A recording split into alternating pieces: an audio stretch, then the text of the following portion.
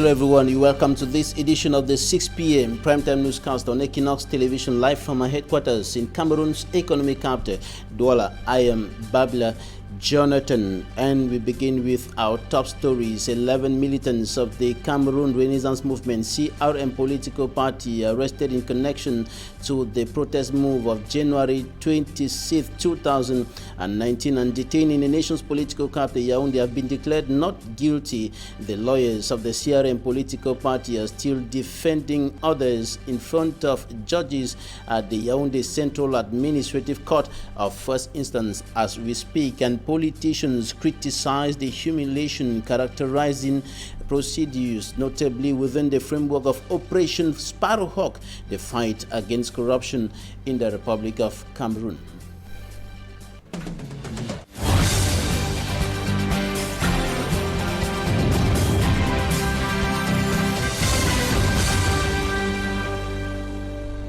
Thanks, ladies and gentlemen, for joining us on this edition of the Primetime Newscast on Equinoxe Television. Latest news streaming in from Cameroon's political capital Yaoundé indicate that 11 militants of the Cameroon Renaissance Movement CRM political party of Professor Maurice Kamto, who were in detention in the nation's political capital Yaoundé in connection to the protest move of January 26, 2019 against electoral hold of the crisis in the northwest region of the country and what has been described as illegal and unlawful exploitation of the country's resources, have been declared not guilty by the Yaoundé Central Administrative Court of First Instance. 26 others have been declared guilty of various charges linked to the protest move, notably violence and other charges. And of course, the case is still going on. The hearing of that case is going on as we speak at the Yaoundé Central Administrative Court, and the lawyers of the Cameroon Renaissance Movement are defending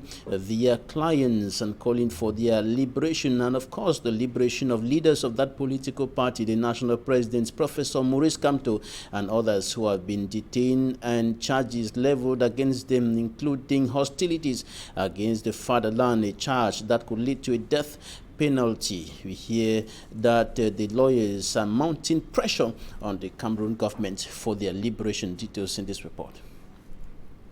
Nous sommes rendus à presque 40 jours.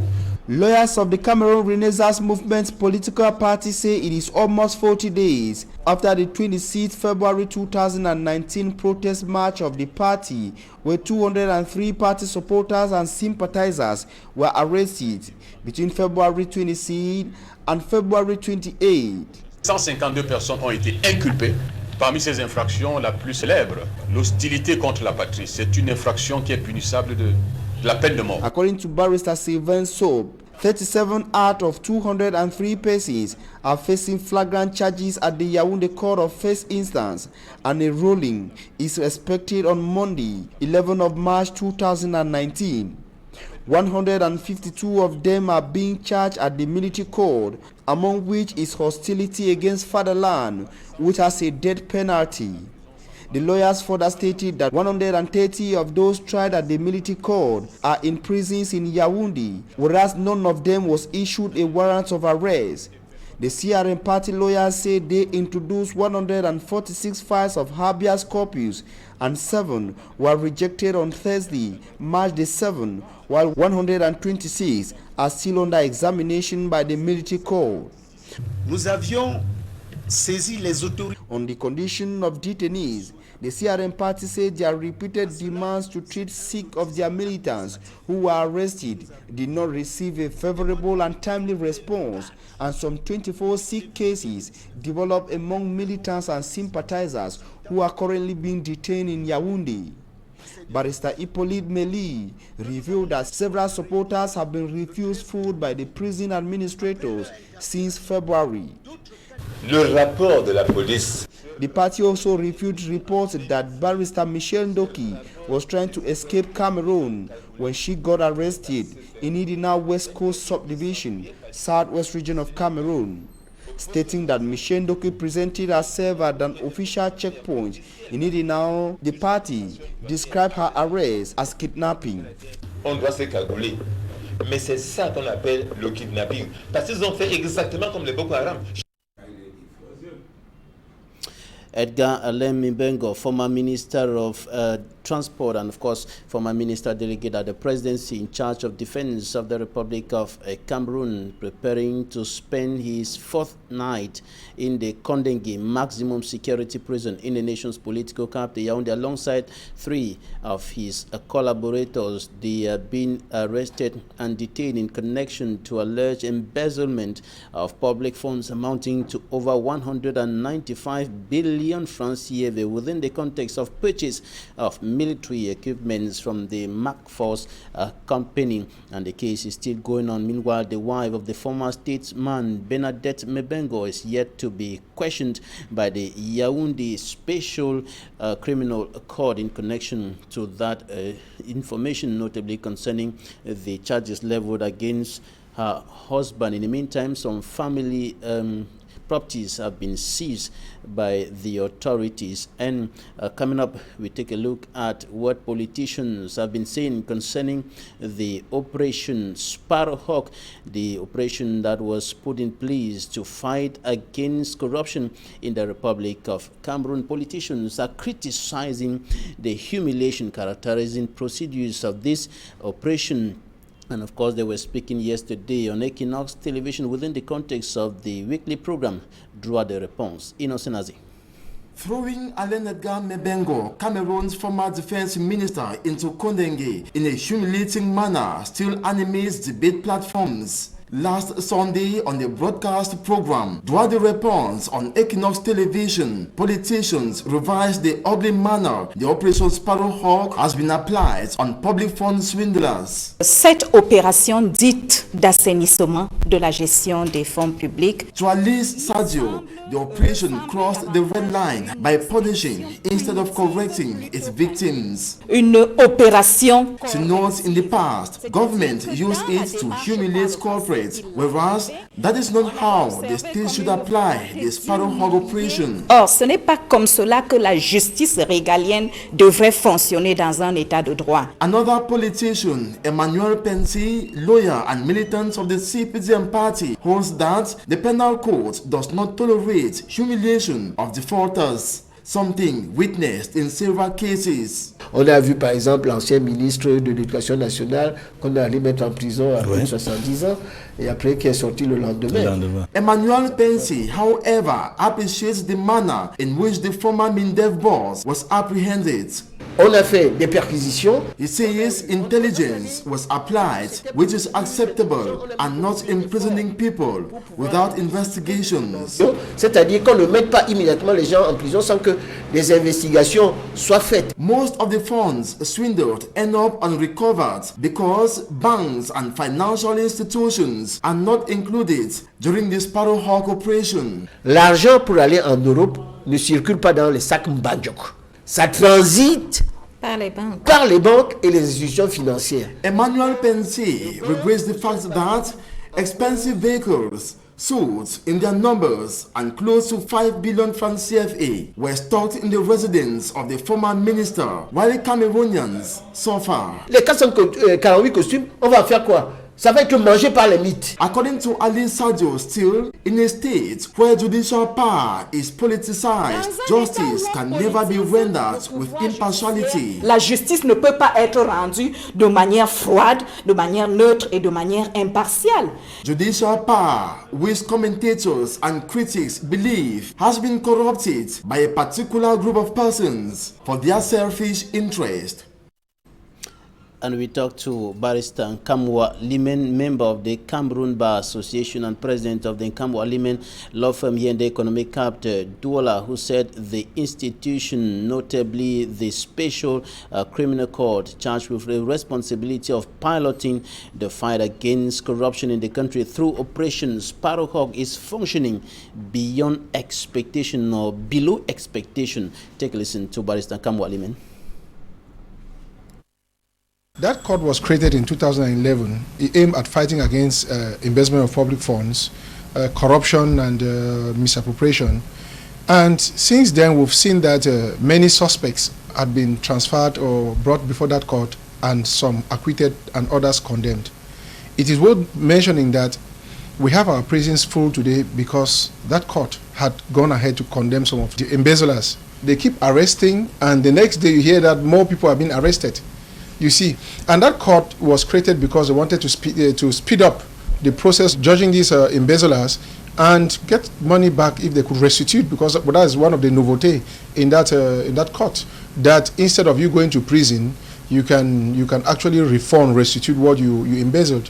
But to me, the court has not done so well, because if you look at what they have recovered, you cannot actually boast that they have recovered so much money compared to what has been stolen. And then it does not discourage people from stealing. You know, since 2011, they have tried people, and I know it's offenses. Those who embezzle more than 50 million and above are tried by that court. But you see, since that period of time, since 2011, you find that they condemn, they sentence embezzlers, but it does not dissuade. It doesn't dissuade the others from stealing. It is an insult when you look at the rate at which these people embezzle. The question is, first of all, how do they get such money? How do they get it? So, to me, it's a good initiative to have such a tribunal, such a court, but in the fulfillment of its purpose, I doubt if they have recovered anything. Right, they put in a lot of money to do our international arrests. They do to stop people from traveling. I think it goes faster than normal courts, though it's still slow, because I read somewhere that some accused persons had the matter adjourned for the 16th time. It is not number. When adjourned 15th, 16th time, it does not give the impression that the court moves as fast. So, if the offense is constituted, if the evidence is there, go ahead and try them. And instead of sending them to prison, Cameroonians don't want the prison. We want what has been stolen to be refunded to the state. And you see, what is very, very aching is the insult involved in it, the exaggeration involved in it, that one person will have 48 cars to do what with? Barrister Julius Achu tells us how the Special Criminal Court functions. He spoke to Femi Armstrong Sander, who compiled this report.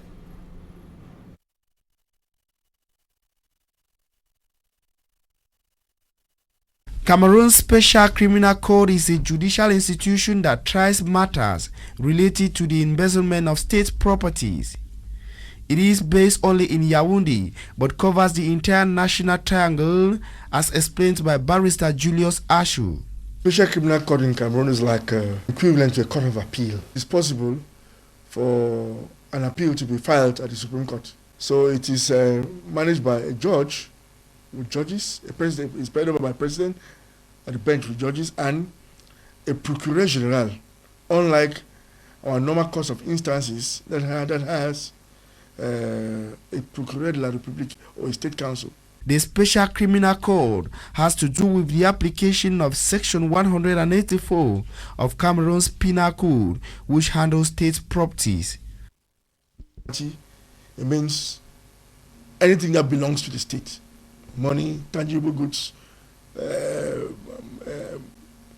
real estates and whatever, everything that belongs to the state, that court has the jurisdiction to try those who commit offenses against properties of the state, of our country, of our nation. You know, the same law that was, I think it came into force in 2011 and modified in 2012. It tries matters that have to do with the value, the intrinsic value, the financial value of the matter has to be above 50 million. Barrister Julius Ashu also explains that the court proceeds on handling matters just like in any other court in Cameroon. They apply the criminal procedure code as well as our as well as our penal code. So the procedure is the same like in any other court. The only specialty is that it was created for a special reason. It usually starts with an investigation. They have what we call an examining magistrate, who some sort of carry out an investigation after what the judicial police officers must have done. But you see, whenever there's a complaint, either to the judicial police officers or to the state council or to the examining magistrate's office, an investigation is an audit. It starts from the judicial police officers and moves to the state council office and moves to the examining magistrate. At the end of the day, it's the examining magistrate that usually, more often than not, determines what is supposed to be done. Either you're remanded to custody while awaiting trial, or you're granted bail. But the same law says that on matters of embezzlement of state property, no bail can be granted. It can only be exceptionally done, maybe for health reasons, but it is stated that bail cannot be granted when it comes to issues of embezzlement of state. Now we go up north. Some refugees in Makari subdivision have been empowered by the United Nations Office for Development and the Japanese government, and the refugees were trained and handed equipments that will help them create their own jobs or businesses. It's Manjik and Gabriel. There were over 100 youths drawn from different walks of life in the Makari subdivision of the Logon and Shari division of the Far North region that benefited from the materials that were given out by the United Nations Office for Development in collaboration with the Japanese government. The beneficiaries, who are mostly from Makari, Fotokol and Logon Beni, are specialists in agriculture, animal farming and called box. I have chosen animal farming. By this act, I will crossbreed animals to multiply them, and through it, I will get the means to take care of myself and my family. Even though equipped, the problems of lack of energy will hinder the success of some beneficiaries. We are done with the training.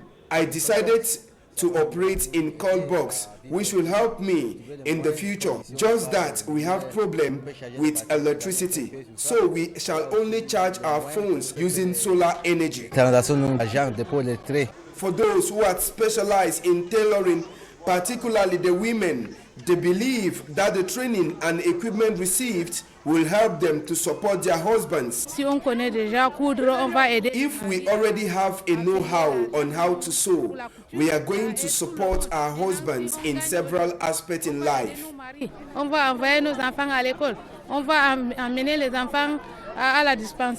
The major objective is to create temporal employment for 400 youths and empower 270 youths professionally in the Far North region hit by the refugee crisis and Boko Haram.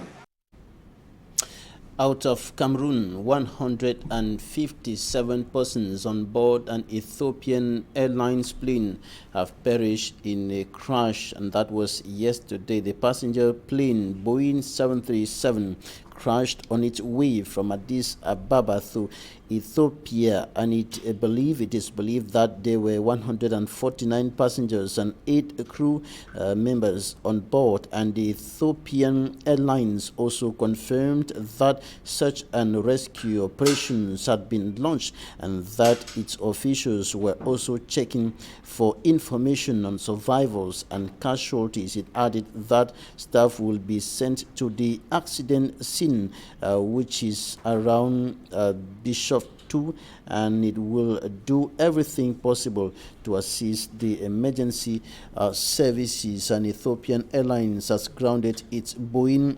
737 MAX 8 fleet until further notice, a day after the crash that killed at least 157 people on board one of its planes of the same type, and the 157 people were from 35 countries and including United Nations workers on their way to an environment conference being held in Nairobi. That's it for the first part of this newscast. Coming up next, Talking Point.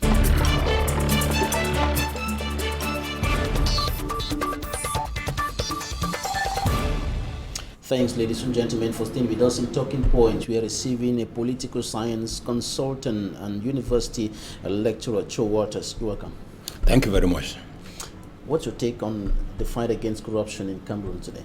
The issue is that since President Paul Biya has been on power since 1982, he has brought the policy of democracy, multipartism, and Operation Sparrowhawk. So my take on it is that we should give credit to this commission because so many politicians have criticized. He's saying that people should be sent to prison, but they want money to be refunded. You should understand here that Article 66 is what is a problematic declaration of assets in Cameroon, because ministers, before they were supposed to be appointed, or director generals or government officials before they were supposed to be appointed, supposed to have declared your asset. Let us know what you have, so that when you go to the government, we'll know what has been added. And then when President Paul Biya came into power in 1964, when he was at the Secretariat of the Presidency under the regime of Amadou Ahidjo, there was a lot of disorder. And so when he was appointed to the post of Director of Civil Cabinet and the Secretary General of the Presidency in 1967, and then 1970 to 1975, he became the Prime Minister of Cameroon. And then 1982, where he took power, he preached democracy, and immediately that that was done, he started bringing up these three policies, which Operation Sparrowhawk is one of the fundamental ones. Over the years, this Operation Sparrowhawk has been in action, fighting against corruption in Cameroon. But what we notice is that the number of persons who are being sent to jail, who are being sent to the Kondengui maximum security prison, keeps increasing as the years go by. The number of government officials keep increasing, with the latest being the former Minister of Transport, former Minister Delegate at the Presidency in charge of Defense at Gale Mebengo, and 3 of his collaborators. And the figures embezzled are also increasing. We are today talking about 195 billion francs CFA. Where's the problem? The problem lies in the issue of the mentality of Cameroonians, because I wanted to first of all bring in the some two indicators that are from the speech of His Excellency President Paul Biya in 1996. That's communal liberalism. Communal liberalism. It has two indicators: rigor and moralization. So the problem of that, what has halt this Operation Sparrowhawk, is that those the government have sent to the field are not given the right information, but at the end of the day, we have some kind of progress that is ongoing. Remember that they said that Mebengo was untouchable. Increase in the number of the figures being embezzled, increase in the number of persons. Is that the progress? No, that the significance is positive. That the progress is in the commission. That the commission has been credited by the Cameroon government, and those that are arrested are people that they said that they can never be arrested, that they are untouchable. You can imagine here that Mebengo is not an Anglophone, he's not a Bamileke, he's not a Nordist, but he's a Bulu, and with a relationship with President Paul Biya, but he has been arrested, which means that President Paul Biya is a straight and strict somebody, which means everybody that goes above the law must be arrested and bring to justice, and we have to give credit to the Cameroon justice. It's the Cameroon justice that is working with the Operation Sparrowhawk and has arrested these people that are in Kondengui. But not President Paul Biya himself, but the justice. But many critics think that some of these arrests and detention are politically motivated, that some of the people arrested because they set their eyes on power. Exactly, that is where there is an amalgam. I don't want that like some international bodies have called them political prisoners. There are simply people in prison that have committed crimes that are above the penal code, or maybe the civil code, or the constitution, that the Cameroon justice have imprisoned them, and they are politicians. That is why we cannot link. There is no direct link. We cannot call them political prisoners. They have just committed crimes. And these crimes, the laws have been voted at the level of the National Assembly, and these people were there to accept, or they have representatives from different communities that accepted. So we cannot say that they are political prisoners. And one of the questions that many people continue asking today is, why is it that over the years the corruption seems to be persisting and even increasing? Cameroon remains today one of the most corrupt countries in the world. Is it that this Operation Sparrowhawk is not working? The fact is that some Cameroonians don't want to accept the fact that Operation Sparrowhawk is working, because the fruits that are being yielded and the people that are being detained at the Kondengui Central Prison or other prisons in Cameroon, the main problem here is that we should make a link between corruption and the Operation Sparrowhawk. The issue is not the number of people that goes to the prison, but the issue is that the law has done its course. Remember that the state cannot do more than what it does not have. Of course, now, apart from that, there is also the issue of recovering what was embezzled. According to some political observers, some legal minds, some members of the civil society, like you heard Barrister Kam was speaking earlier, he said that the court is functioning, the military, the Special Criminal Court and Operation Sparrowhawk, they are below capacity simply because what has been embezzled and what has been recovered, there is a big gap between the two. Well, it is their own opinion, but I think that the laws of this country has permitted those concerned and those appointed by the president to do their work. And if the law says they should be incarcerated or maybe be on detention and let their properties be sold and given back to the state fund, let the law says it. If the law has not said it, then they have to operate within the jurisdiction and within the laws of the state. That is what, according to me, those who are criticizing that the things supposed to have been sold and then given back to the state, if the laws permit them to do that, I believe that in the days ahead they are going to do it. But if the law does not permit, they will continue to go on arresting those people. Some other opinion leaders have said that if somebody who has a lot of fortune, riches, has gone to the prison and knows that after 10 years he will come back, he will still go and continue to enjoy. I believe that the legal luminaries, those who are working with the laws of the state or the experts, they are still going to see how in the days ahead, in the nearest future, before you go into the government, your goods need to be declared, and when you go to the government, we see what has been added to your goods before we can see, respecting Article 66 of the Constitution. As you indicate, naturally other persons have also indicated that the implementation of Article 66 of the 1996 Constitution would have been a better instrument to fight against corruption instead of Operation Sparrowhawk and even the Special Criminal Court and so on. They are just what we call, they are just assisting Operation Sparrowhawk in fighting corruption.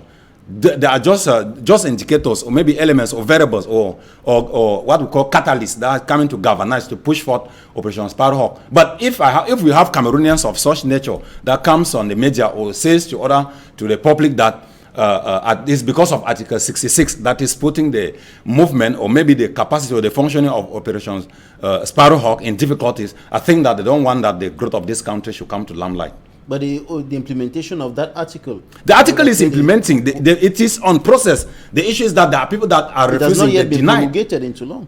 It has not yet been promulgated into the law, but the practice is going on. Who declared the property, which state official declared his or her property up to now? I'm not saying that there is somebody who has already declared. When a law is voted, remember that the one on the Senate came in 2013, but they were voted in 1996. Okay, the process is in course. The process is in course. And right. Very soon, the ministers that are in government now, they have to take note.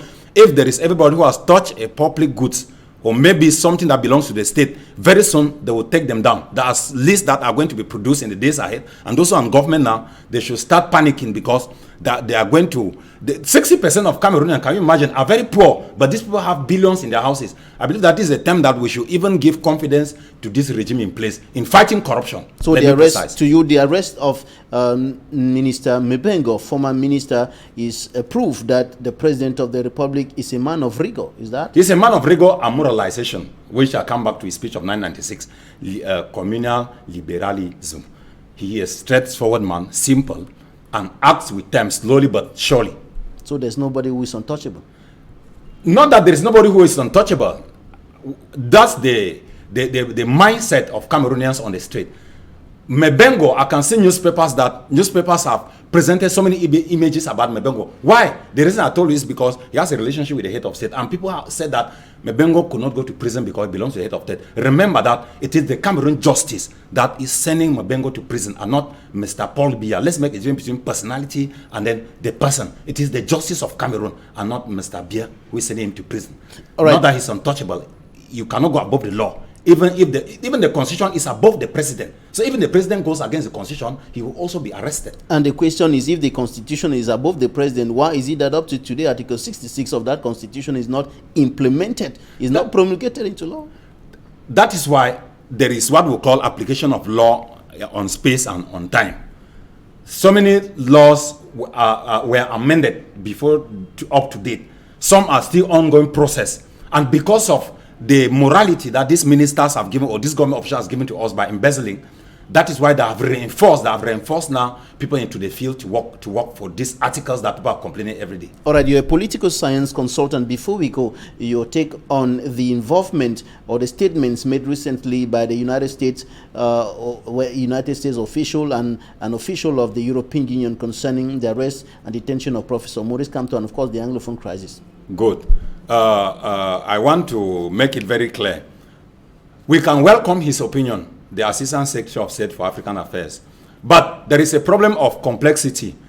Complexity in what? The context of the Cameroon judicial system and belonging of that of the diplomatic ties between UN and Cameroon.